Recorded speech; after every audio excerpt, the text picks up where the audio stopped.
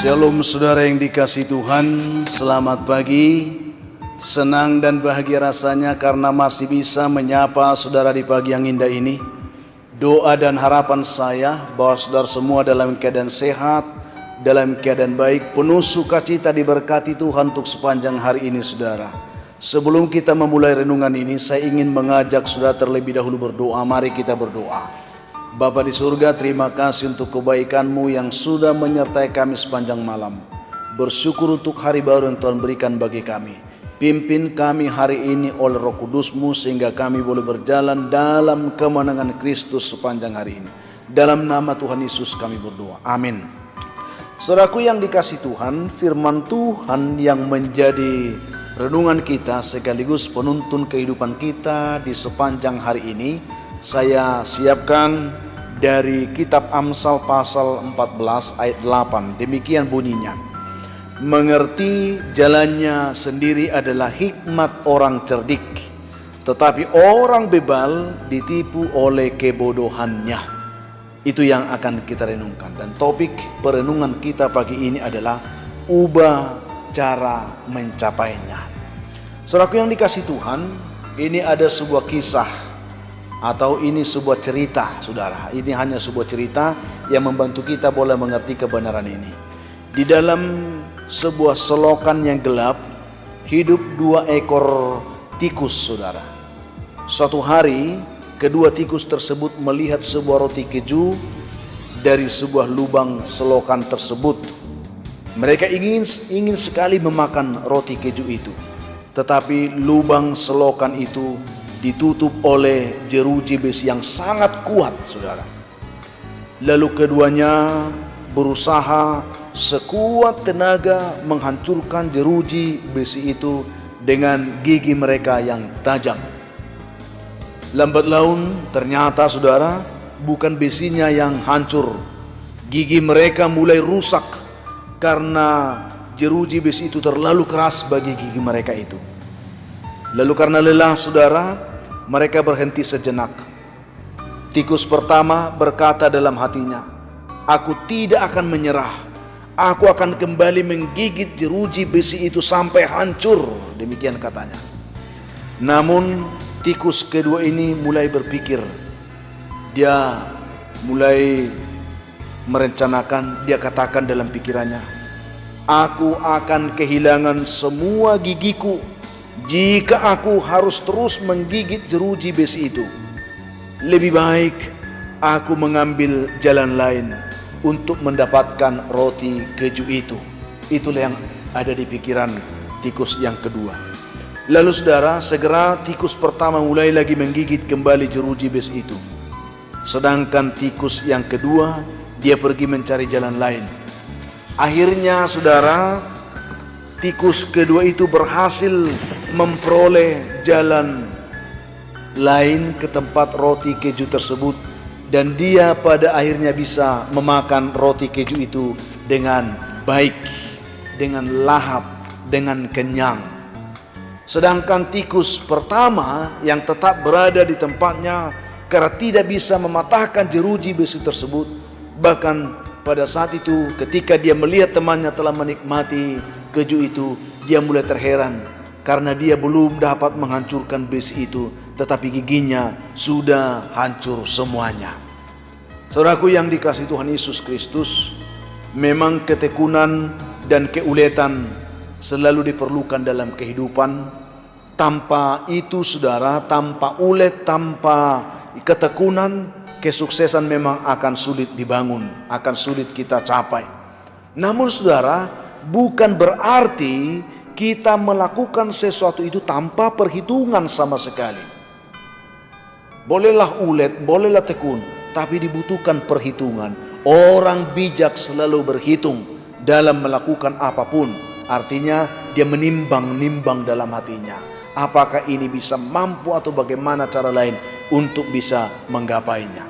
Saudaraku yang dikasihi Tuhan, Konfusius pernah berkata demikian. Jika target tampaknya tidak bisa dicapai, janganlah mengubah targetnya, tetapi ubahlah cara mencapainya. Targetnya tidak diubah untuk mendapatkan roti keju. Tetapi caranya perlu diubah, saudara. Jika kita melakukan dengan cara-cara yang sama terus, kita akan kehilangan banyak kesempatan, kita akan kehilangan banyak tenaga, dan kita tidak mendapatkan apa-apa. Itu yang perlu. Seperti tikus yang kedua itu, tidak mengubah keinginannya untuk memakan kue keju, namun yang ia ubah adalah cara untuk mendapatkannya. Dia berinovasi, dia mencari jalan lain supaya dia bisa mendapatkan tujuannya tersebut, saudara. Saudara yang dikasihi Tuhan, ada juga ungkapan Albert Einstein yang pernah dikatakan seperti ini: hanya orang gila lah yang mengharapkan hasil berbeda tetapi tindakannya tetap sama. Luar biasa. Hanya orang gila yang melakukan pekerjaan seperti itu. Kalau kita mengharapkan hasilnya beda tetapi kita melakukan cara-cara yang sama untuk melakukannya, itu diibaratkan oleh Albert Einstein, itu orang gila, saudara. Tidak bijak maksudnya, tidak arif.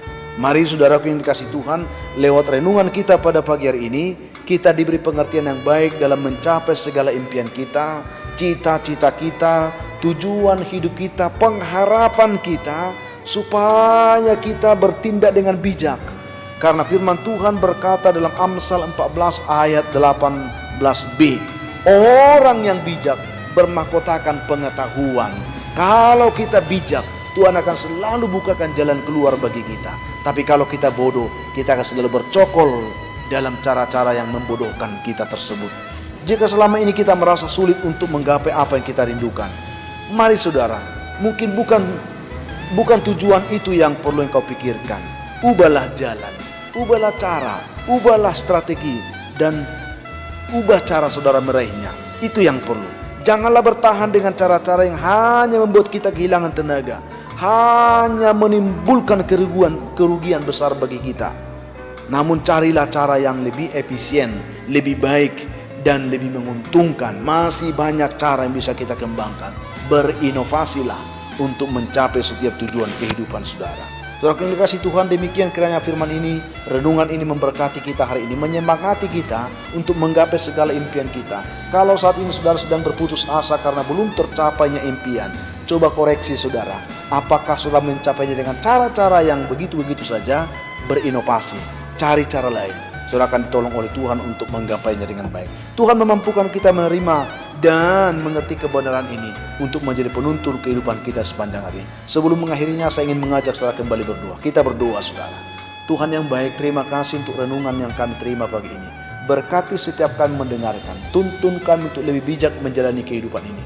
Sehingga apapun yang menjadi tujuan, yang menjadi target, cita-cita yang ingin kami capai, kami boleh menggapainya karena Tuhan memimpin kami dengan hikmat yang bijak untuk mencari cara yang lebih baik, cara yang lebih efisien, cara yang sungguh-sungguh bisa menuntun kami kepada pencapaian yang baik dalam setiap tujuan hidup kami. Berkati umat yang lemah, berikan mereka kekuatan. Yang berbeban berat, berikan mereka kelegaan. Yang sakit Tuhan, terus hamba doakan, biarlah mereka semua ditolong Tuhan, dipulihkan, disembuhkan. Yang mencari pekerjaan juga, biarlah mereka mendapatkannya dari Tuhan. Yang sedang bergumul untuk mendapatkan jodoh, juga diberkati dalam nama Tuhan Yesus. Hamba doakan secara khusus juga Tuhan, yang bergumul untuk keturunan, biarlah tangan Tuhan terus menolong mereka untuk tetap setia menantikannya dari Tuhan. Berkati buah kandungan mereka. Anak-anak kami pun yang sekolah di rumah, berikan mereka semangat belajar, supaya mereka boleh sungguh-sungguh mengikuti semua pembelajaran mereka dengan baik. Masih banyak umat mengharapkan pertolongan hari ini. Berkatilah mereka Tuhan dalam nama Yesus. Amin. Saudaraku yang dikasihi Tuhan, tetaplah semangat saudara, jadilah kuat, bersuka cita senantiasa dalam Tuhan. Dan kalau saudara mempunyai beban, pergumulan hidup yang berat, dan saudara rindu didoakan, hubungi kami saudara di nomor telepon yang tertera di layar saudara. Kami akan siap membantu mendukung saudara dalam doa. Akhirnya saya Pendeta Linti Dongoran, Pendeta GKP Jemaat Khusus Horisan Medan, menyampaikan sampai jumpa di kesempatan yang lain. Tuhan memberkati saudara. Shalom.